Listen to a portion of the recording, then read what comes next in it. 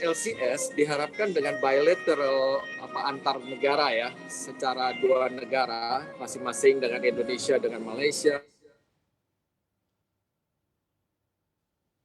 Thailand dan sebagainya, itu diharapkan akan mengurangi permintaan terhadap US dollar untuk pembiayaan transaksi perdagangan internasional Indonesia, terutama sekali nantinya untuk impor ya. Nah, yang jadi masalah mungkin buat dari pelaku usaha adalah kalau dilakukan bilateral itu mereka akan sangat tergantung pada penggunaan currency yang diterimanya, misalkan untuk eksportir, ataupun kalau mereka harus membeli yang currency yang untuk perdagangan ininya, mitra dagangnya, itu yang terkadang marketnya itu masih belum cukup liquid. Sehingga dikhawatirkan oleh mereka terjadi fluktuasi yang cukup besar, volatilitas. Walaupun sebenarnya ini arahnya sebaik pada kita itu selalu mengukurnya kekuatan rupiah, nilai tukar rupiah itu kepada US dollar. Nah, ini yang coba digeser gitu. Apalagi dengan terakhir ini, dengan sejak perang Ukraina dengan Rusia dan kemudian embargo dari Amerika, ini muncul satu risiko yang lain terhadap penggunaan US dollar.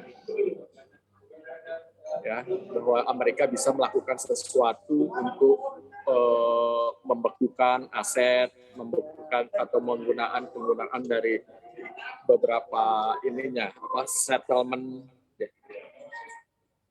di dalam dari Rusia ya, terutama ya, bahwa itu bisa diimpos sesuatu untuk membuat suatu tatanan dalam penggunaan nilai tukar ini menjadi sangat ada muncul tambahan risiko lah kasarnya. Jadi itu kira-kira yang sebenarnya latar belakangnya mengapa LCS itu sebenarnya dimunculkan sebenarnya udah agak lama itu, pada waktu lagi tekanan di mana kita mengalami current account deficit, supply demand kita untuk US dollar itu agak defisit gitu ya, itu akan menjadi masalah gitu. Baik, Pak Anton, kalau kita melihat Bank Indonesia lalu membentuk gugus tugas untuk LCS ini, ekspektasi Anda terhadap gugus tugas ini seperti apa? Ya, kita harapkan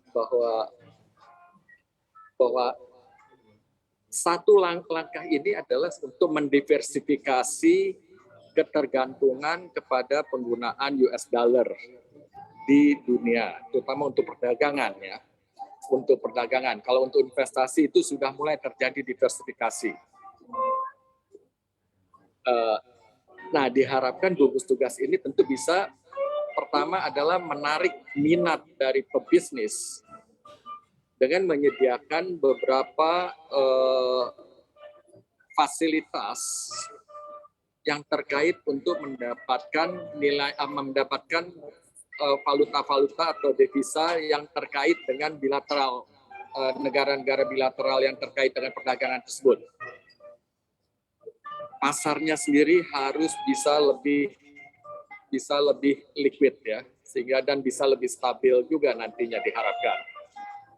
Ini nanti terkait dengan penciptaan dari apakah Bank Indonesia-nya sendiri melakukan, dan sudah waktu itu sebenarnya untuk beberapa negara melakukan bilateral currency swap arrangement ya. Pada beberapa waktu yang sudah dilakukan. Ini adalah bisa menjadi suplemen atau komplement untuk dilakukannya LCS ini supaya bisa berjalan lebih lancar.